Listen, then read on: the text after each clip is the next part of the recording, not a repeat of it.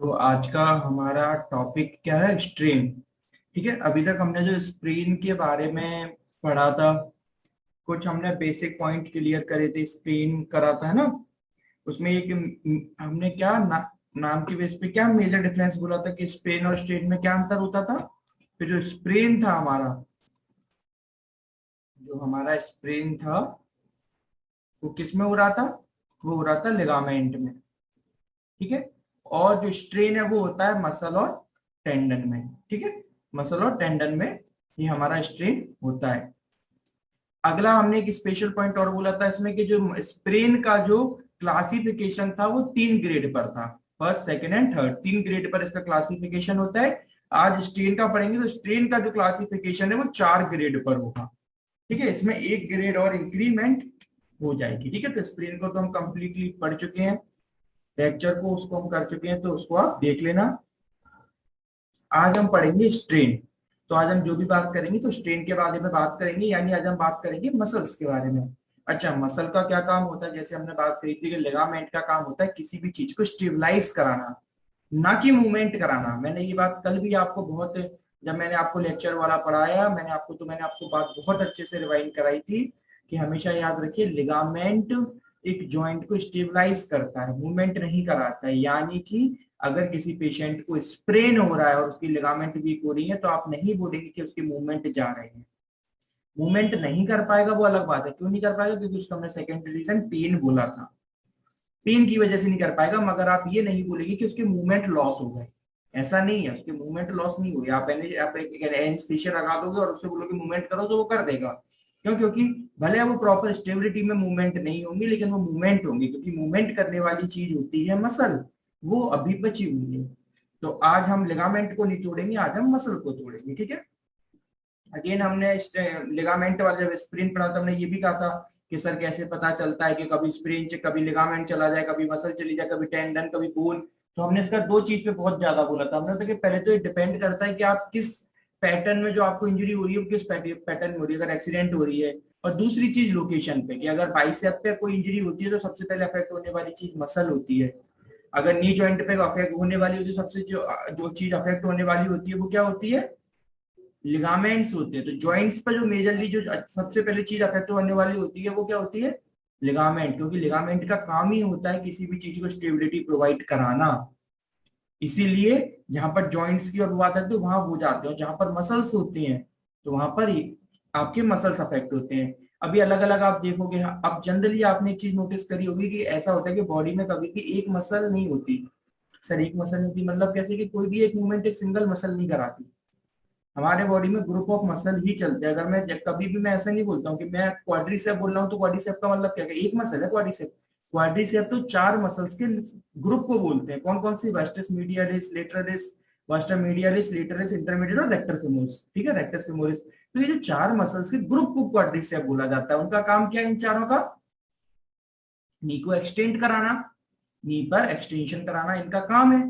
तो इन चार, तो हमेशा याद रखो कि अगर जो इसमें भी अलग अलग ग्रेड पढ़ोगे, उसमें जो स्टार्टिंग फेज की इंजरी होती है तो उसमें जनरली एक ही मसल्स के फाइबर होते हैं। मगर जैसे थोड़ी ग्रेड बढ़ जाती है तो वहां पर आपको एक दो मसल्स यानी ग्रुप ऑफ मसल्स आपको डैमेज दिखना स्टार्ट हो जाते हैं। क्योंकि ये मसल्स की आपने बॉडी में भी, अगर आप मसल्स की पोजीशन में अगर आपको दिखाने बैठूंगा तो अगर आप ये डायग्राम देखोगे तो इस डायग्राम से आप क्लियर कर पाओगे कि ये हमारे बॉडी की जो मसल्स है वो किस तरीके से हैं। सब एक के ऊपर दूसरी ओवरलैप है। कोई देखो, अगर क्वाड्रिसेप्स में भी देखो यहाँ से, तो कोई भी जो अगर आपको ट्रोमा हो रहा है, एक्सीडेंट हो रहा है, तो वो कोई ऐसा पर्टिकुलर पॉइंट पे नहीं हो पाती। वो कुछ फाइबर इसके, कुछ फाइबर उसके बिगाड़ ही देती है। अब ये होता है कि जिस चीज जिसके मेजर फाइबर निकलते हैं हमारा पूरा ध्यान उस मेजर मसल्स की तरफ होता है। जिस तरीके से कोई भी एक मूवमेंट प्योर कोई एक मसल नहीं कराती, ग्रुप ऑफ मसल कराती, उसी तरीके से जब आपको जब की मसल में कोई चीज प्रॉब्लम आ रही है तो वो एक में ना आके ग्रुप ऑफ मसल्स में ही आती है। बस ये होता है कि पर्टिकुलर किसी में ज्यादा आ गई तो उसके सिम्टम्स हमें ज्यादा शो होने लग जाते हैं। ठीक है, तो ये चीज आप ध्यान रखना। क्योंकि जब हम पेशेंट में अगर आप नी पर एक्सटेंशन सुधार रहे हो, उसका ठीक कर रहे हो, तो आप ऐसे आपका पूरा ध्यान फिर चारों ही मसल्स को होता है, क्वाड्रिसेप्स पर, ना कि पर्टिकुलर एक को पकड़ के चलते हो। तो इसी तरीके से जब इसके ट्रीटमेंट पे भी आप ध्यान देते हो तो आप मसल्स के ओवरऑल उस पर ही देते हो, है ना? कि उसके आसपास वाली डिटेल, भले उसमें सिम्टम्स दिख रहे हैं लेकिन कहीं ना कहीं फाइबर तो उनके भी हल्के से डैमेज हुए होंगे। जब आप एमआरआई कराओगे तो उसके उसके भी नजर आपको आएंगे। तो अभी हम बात कर रहे थे कि मसल का मेन काम क्या था, लिगामेंट। अब लिगामेंट यहाँ से टॉपिक हम बिल्कुल छोड़ देंगे। अब जो भी बात होगी वो स्ट्रेन के लिए होगी। मैंने क्या कहा था, स्ट्रेन करने की, स्ट्रेन को कैसे याद रखोगे, मैंने बताया मसल्स और लिगामेंट, मसल्स और लिगामेंट, है ना, सॉरी लिगामेंट बोल रहा हूँ, मसल्स और टेंडन। मसल का ही तो पार्ट होता है टेंडन, टेंडन किसका पार्ट होता है, मसल का ही तो पार्ट होता है। तो स्ट्रेन में टी आता है, इसलिए ये हमेशा याद रखना, इसलिए ये आप जब कभी कंफ्यूजन दूर नहीं होगी। स्ट्रेन मतलब टेंडन और मसल। तो मसल का काम क्या है, मसल का काम है मूवमेंट कराना। मसल का अगर मैं आपको एक प्रॉपर डायग्राम दिखाऊं तो ये होता है, बचपन से देखते आ रहे हो मसल का ये वाला डायग्राम, क्या डायग्राम है ये, क्यों, कौन कौन से पार्ट होते हैं इसमें, बिल्कुल डिस्क्राइब, बिल्कुल हम कौन कौन से पार्ट होते हैं इसमें। ये मसल की बैली है ना, ये मसल की बैली है, और ये मसल की टेल है जिसको आप टेंडन बोलते हो, है ना, और ये बैली है, इस ओवरऑल को पूरे को आप मसल कहते हो, है ना। बैली में क्या होते हैं, बैली में मसल फाइबर होते हैं, ठीक है। टेंडन किससे अटैच होता है, टेंडन एक बोन से अटैच होता है ना, टेंडन एक बोन से अटैच होता है, जिससे क्या करता है, जब मसल में कॉन्ट्रेक्शन रिलैक्सेशन होता है तो उसकी वजह से बोन बोन में जॉइंट में आप मूवमेंट कर पाते हो। कैसे, इमेजिन करो, मुझे एल्बो पे फ्लेक्शन करना है, कैसे करूंगा, मेरे यहाँ पर बाइसेप मसल है, ठीक है। अब ये बाइसेप मसल की बैली ये बैली है ऊपर जो मुझे पॉपअप हो रही है, ये बैली होती है, इसका टेंडन इधर आकर फोरआर्म पर, फोरआर्म के बोन पे अटैच्ड है। अब मैं क्या करूंगा, जब मुझे फ्लेक्शन करना है फोरआर्म का तो मेरी मसल क्या करेगी। आपको क्या लगता है कि कभी टेंडन छोटा बड़ा होता है क्या, टेंडन छोटा बड़ा नहीं होता। टेंडन एक, जो आपका टेंडन है वो एक रोप है, रोप छोटी बड़ी नहीं होती, रोप अपने साइज में ही रहती है, ये याद रखना, रोप अपनी साइज में रहती है, रोप छोटी बड़ी नहीं होती। फिर छोटा बड़ा कौन होता है, रोप का तो काम होता है पुल करना, किसी भी चीज को खींचना और छोड़ना। जब मैं फ्लेक्शन कर रहा हूं तो ये जो टेंडन यहाँ जो बाइसेप है वो मसल यहाँ खत्म हो जाती है इस जगह पर, फिर यहाँ से टेंडन पास हो रहा होता है, ठीक है, यहाँ से टेंडन पास। अब जब मैं कॉन्टेक्ट करूंगा तो वो टेंडन बोन को ऐसे खींच रही है, और जब रिलैक्स करूंगा तो ऐसे छोड़ देगी। टेंडन छोटा बड़ा नहीं होता। फिर सर क्या छोटा बड़ा होता है, टेंडन तो खींचने का छोड़ने का काम करती है, छोटा बड़ा क्या होता है। First year physiology, mechanism of contraction relaxation सब पढ़ के आए हो क्या, कि जो ये फाइबर्स होते हैं, जो ये मसल्स की बैली, इसके अंदर फाइबर्स हैं, ये क्या करते हैं, यही फाइबर शॉर्ट होते हैं, जब ये फाइबर शॉर्ट होते हैं तो बैली शॉर्ट होती है, तब वो टेंडन ऊपर खींचता है, और यही फाइबर जब इलोंगेट करते हैं, जब रिलैक्स करते हैं तो वो टेंडन को छोड़ते हैं, टेंडन को रिलैक्स करते हो और वापस अपनी पोजीशन में, आप अपनी पोजीशन में वापस आ जाते हो, यानी आप एक्सटेंशन कर लेते हो। तो जो मूवमेंट होता है वो याद रखिए वैली पर होता है। आप ये फर्स्ट ईयर फिजियोलॉजी की बात है, मैं फिर भी थोड़ा सा इसके बारे में बता रहा हूँ आपको, कि जो मूवमेंट होता है वो वैली पर होता है, मसल्स फाइबर में होता है, ना कि टेंडन पे होता है। टेंडन एक रोप का काम करता है जो कि किसी भी चीज को खींच रहा है और छोड़ रहा है, और वो टेंडन अटैच है बोन से, तो वो उस बोन को खींच रहा है। यानी जो जॉइंट में जो आपको मूवमेंट दिखते हैं किसी भी जॉइंट में, चाहे मैं यहाँ कर पा रहा हूँ, चाहे रिस्ट पे, चाहे एल्बो पे, चाहे बॉडी की किसी भी जॉइंट पे, वो किसकी हेल्प से कर पा रहा हूँ, मसल की हेल्प से, ठीक है। तो ये हमने बात, ये मैंने अभी आपको इतनी बात क्यों समझाई, जब इसको हम आगे करके देखते चलेंगे तो हम इसमें समझते चलेंगे, क्योंकि अभी एक लाइन भी आएगी तो उसको भी मैं इसी से एक्सप्लेन करूंगा कि ऐसा क्यों। अच्छा, अब एक चीज का और अभी चलो आगे बताता हूँ। स्ट्रेन क्या हुआ, injury to the muscles and tendon is called strain, है ना, क्योंकि मसल का अब ऐसा होता है कि या तो मसल की जगह आप ऐसा ले सकते हो, injury to the muscles fibre और टेंडन इज कॉल्ड स्ट्रेन, या तो टेंडन में हो जाए या मसल फाइबर में, या दोनों में हो जाए, ठीक है, क्योंकि ओवरऑल को ही मसल बोलते हैं, ठीक है। ये इसकी बैली होती है और इसकी टेल होती है।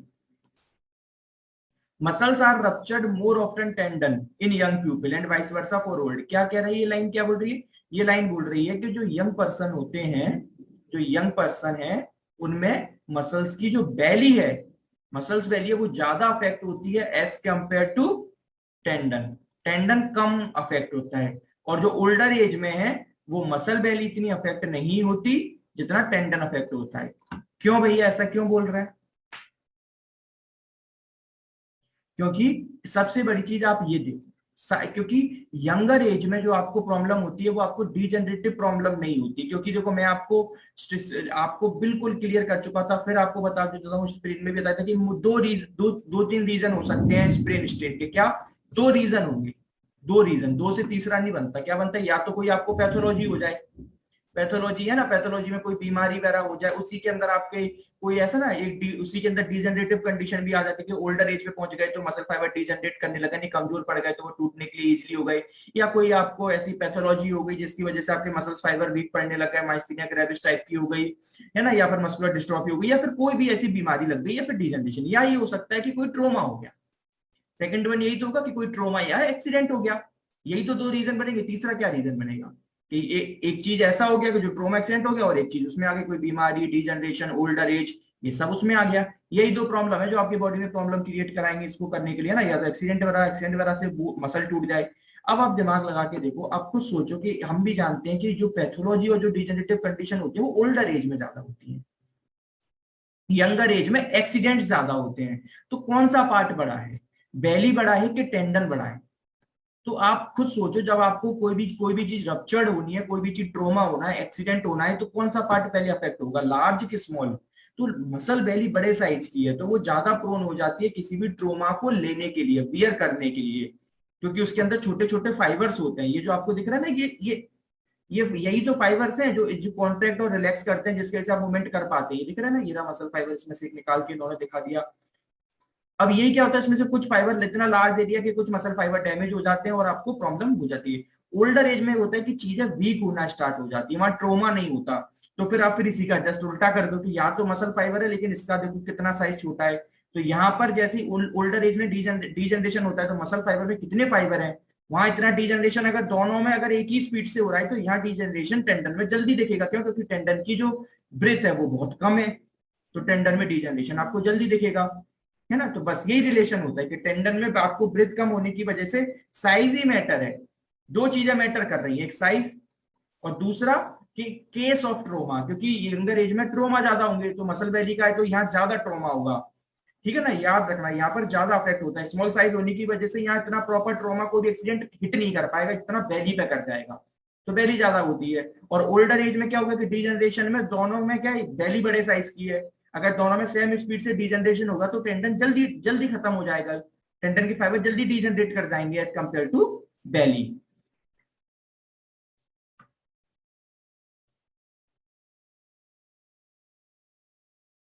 ठीक है।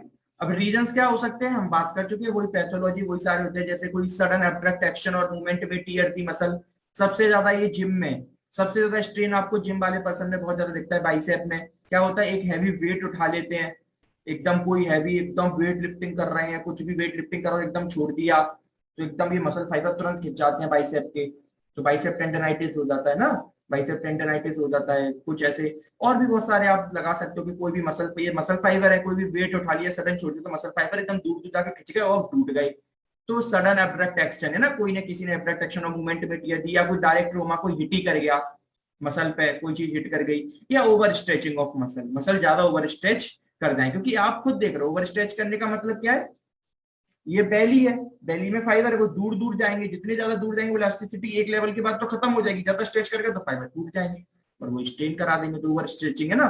ज्यादा जो लोग ज्यादा जिम्नास्ट या ओवर स्ट्रेच ज्यादा कर लेते हैं कुछ को, तो उनके फाइबर्स भी थोड़े थोड़े ब्रेक हो जाते हैं।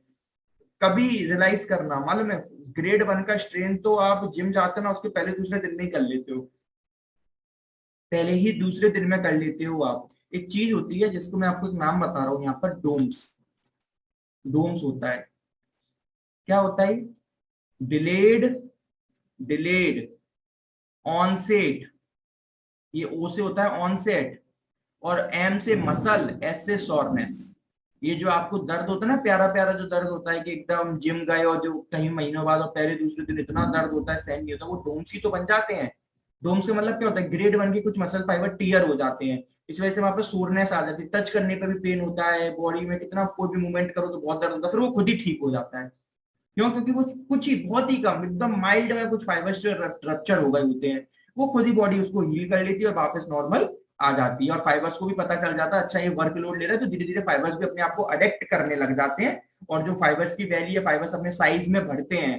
फाइबर्स की क्या होगी, हाइपरट्रॉफी, फाइबर्स अपने साइज में बढ़ते, तभी तो आपने देखा ना, अभी अभी मेरे को देख लो तो कोई मेरे में मसल वर्क नहीं है, एक बॉडी बिल्डर को देखो तो उसका बाइसेप ही होगा, तो ऐसे कैसे दोनों अगर सेम एज में फिर भी दूसरे में कैसे जो जिम जा रहा है, क्यों? क्योंकि उसके जो फाइबर्स है वो हाइपरट्रॉफिड कर गए, उन्होंने अपने आप को अडेप्ट कर लिया उस वेट के लिए। स्टार्टिंग में उसके भी फाइबर टीयर करे, ऐसा नहीं है मेरे भी टूटेंगे उसके भी टूटेंगे, लेकिन वो कंटिन्यूसली करते रहेगा तो उसकी बॉडी उसके लिए उसको अडेप्ट कर लेगी। इसलिए उसके फिर बाद में क्या हो जाता है, वो बल्क बन जाता है, यानी जो बल्क बनता है वो मसल वैली का ही बल्क होता है, जिसमें वो फाइबर्स के अपने आप को हाइपरट्रॉफिड कर लेते हैं, एबनॉर्मल साइज में बढ़ जाते हैं। अब आप बोलोगे एबनॉर्मल, बिल्कुल वो एबनॉर्मली साइज में बढ़ रहे हैं, आप उन्हें पुश देके एबनॉर्मली उन्हें साइज में बढ़ा रहे हो।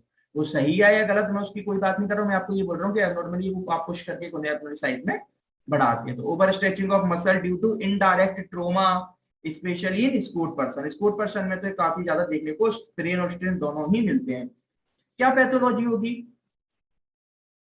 A rupture occurs within a tendon only if it is an abnormal, है ना। रप्चर में मैंने क्या बोला कि आपको यही बात मैंने घुमा फिरा के यही बात अभी मैं क्लियर से समझ रहा था कि ओल्डर एज में क्यों जल्दी टेंडन टूटता है मसल फाइबर में, क्यों?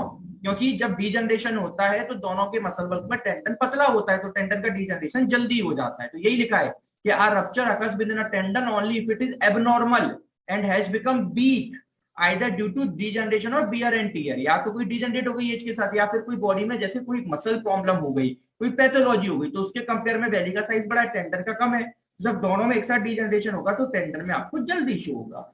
जो अभी ऊपर एक्सप्लेन करके आ रहा था मैंने, एक ओल्डर एज का रूल बताया था, तो वही रूल यहाँ पर लिखा हुआ है। और मसल फाइबर में कब होगा? मसल फाइबर में कब मिलेंगे?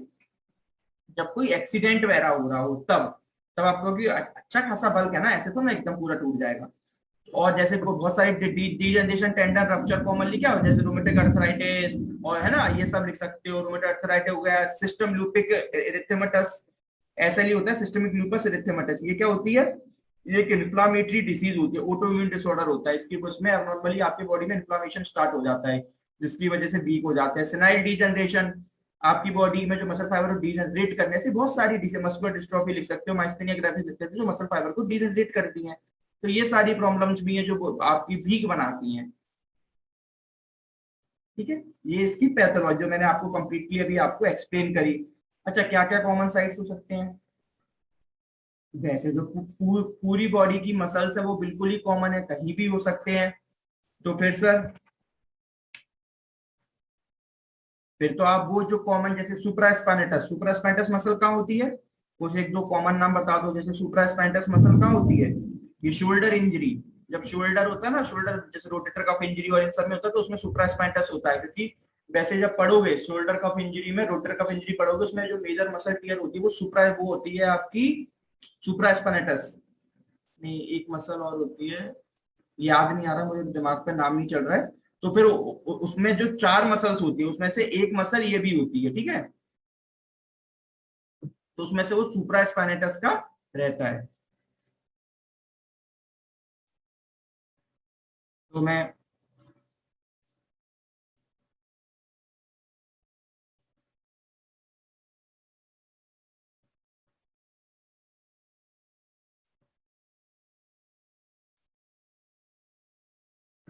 मैंने आपको क्या बोला था कि जो हमारे, मैंने आपको सुप्रा स्पाइनेटस मसल का बता रहा था, इसमें जो रोटेटर कफ इंजरी होती है शोल्डर में मोस्ट कॉमन, उसमें चार मसल्स अफेक्ट होती हैं। कौन कौन सी? उसमें जो मेजर मसल होती है वो सुप्रा स्पाइनेटस होती है। इसके अलावा इसमें इंफ्रा स्पाइनेटस है ना, टीरिस माइनर और सब स्कैपुलरिस, हाँ याद आ गया, टीरिस माइनर, सब स्कैपुलरिस और इंफ्रा स्पाइनेटस भी इन्वॉल्वमेंट में आते हैं, मगर जो मेजर मसल इन्वॉल्व होती है वो सुप्रा स्पाइनेटस ही होती है। जैसे long head of bicep brachii, क्या ये कहाँ अफेक्ट होती है? आप आर्म की मसल है ना, आपके आर्म में long head of bicep, bicep का जा रहा है, जो आप एल्बो पे फ्लेक्शन एक्सटेंशन कैसे कर पा रहे हो। तो ये जिम में होने वाली अफेक्ट होने वाली सबसे ज्यादा कॉमन है ना, बाइसेप में सोरनेस आ जाता है। एक्लिस टेंडन जानते ही हो, एंकल में है ना, जो एक्लिस टेंडन है मोस्ट, क्वाड्रिसेप का टेंडन समझते ही हो आप, तो क्वाड्रिसेप की मसल है ना। और पटेलर टेंडन, ये बिल्कुल एक दूसरे के ऊपर होते हैं। जैसे ये पटेला है, सपोज करो ये पटेला है, तो पटेला के जस्ट नीचे जो टेंडन जाता है वो पटेला टेंडन होता है, और पटेला के जस्ट ऊपर जो टेंडन होता है वो क्वाड्रिसेप्स टेंडन होता है। इस तरीके से टेंडन, इस तरीके से मसल प्लेस्ड होती है। तो अगर पटेला कहाँ होता है? नी के ऊपर, नी जॉइंट के ऊपर। अगर ऊपर कुछ प्रॉब्लम या कुछ हो जाए तो क्वाड्रिसेप टेंडन चला जाता है, नीचे हो जाए तो पटेला टेंडन चला जाता है। एक्सटेंशन पॉलिसिस लॉन्गस कहाँ होती है? कहाँ होती है? थंब में, आपके हैंड के थंब में, आपके थंब में होती है, अपर लिम्ब में, ठीक है। तो ये सारी आपकी अफेक्ट होने वाली कुछ कॉमन साइट्स की मसल्स हैं। अब इसकी हम मेजर बात करेंगे डिग्री की। डिग्री मतलब कि जो ग्रेड बात करेंगे, हमने बोला ना कि 4 ग्रेड में होती है डिफरेंट डिफरेंट, उन चारों ग्रेड की हम बात करेंगे। बिल्कुल जैसे स्प्रेन में होता है सेम इसमें भी वही होता है, कुछ अंतर नहीं है, कोई कुछ प्रॉब्लम वाली बात इसमें नहीं है। जैसे उसमें पढ़ के आए थे सेम इसमें भी, बस ऐसा रहता है कि इसमें बस 1 डिग्री और एक्स्ट्रा आपका बढ़ गया है। उसके लिए आपको बस क्या करना है, चीजों को थोड़ा सा एक लेवल पे और बांट देना है। उसमें जैसे आपने माइल्ड, मॉडरेट और सीवियर करा था ना, उसी तरीके से इसमें आप एक चीजों को थोड़ा सा क्या लेवल बढ़ाते चले जाओगे, तो उसमें बीच में एक लेवल और बढ़ गया, ग्रेड 1। अब देखो बिल्कुल चीजों को समझते चलना, बिल्कुल कोई दिक्कत नहीं है, कोई इसमें कंफ्यूजन नहीं है। ग्रेड 1 को क्या बोलते हैं, माइल्ड कंट्यूजन, है ना। ये कब हो सकती है, कोई ब्लड, जैसे कोई ब्लंट इंजरी लग गई हो, है ना। जैसे आपको सपोज करो ये मेरे मसल फाइबर है, या यहाँ मेरे मसल है, कोई जैसे कट लग जाए, है ना, कोई भी शार्प कट लग गया, या फिर कोई एकदम बहुत छोटी सी चीज, उससे क्या बिल्कुल एकदम बिल्कुल बिल्कुल एक थोड़े बहुत फाइबर का, यानी ब्लंट इंजरी, कट वगैरह लग जाए, कोई सर्जिकल कट या मेरे कुछ हो जाए, तो कुछ मसल फाइबर सिर्फ कट हुए, तो वो किस में आ जाएगा, ग्रेड 1 में। तो mild contusion, it is due to a blunt injury and is due to direct trauma. कोई डायरेक्ट ट्रोमा, कोई कट लग गया ब्लेड से या कुछ भी, या फिर थोड़ा बहुत कहीं चोट लग गई कि बिल्कुल हल्के से फाइबर गए हैं। कितने फाइबर जाएंगे, देखो पहले सब में ये चीजें जब आप नीचे जाते जाओगे तो कंटिन्यूसली सारी चीजें बढ़ती चली जाएंगी। जैसे ग्रेड 1 में जो पैथोलॉजी रहेगी तो सिर्फ few few muscle fibres are torn, कुछ ही टूट रहे हैं, ब्लीडिंग बिल्कुल मिनिमल है, फेशिया रिमेन्स इंटैक्ट। अच्छा देखो इसमें एक जो नया वर्ड आएगा वो आएगा फेशिया। ये इस पर आप ये समझ लो, इसी की बेस पर ये जो फेशिया वर्ड है ना, इसी के कारण ऐसा हुआ कि इसमें एक